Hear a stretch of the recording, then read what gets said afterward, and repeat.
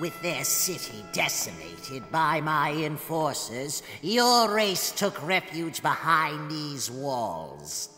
They believed if they left this dimension, I would leave Polaris unscathed.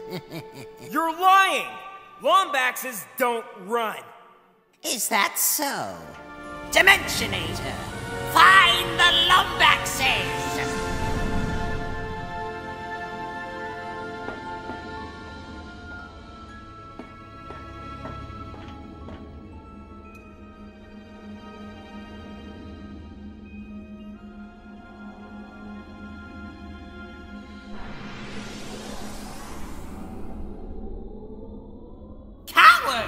All of them.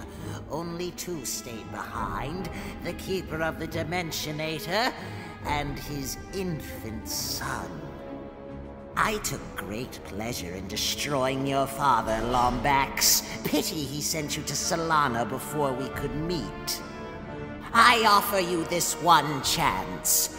Go home, join your race, or stay and suffer.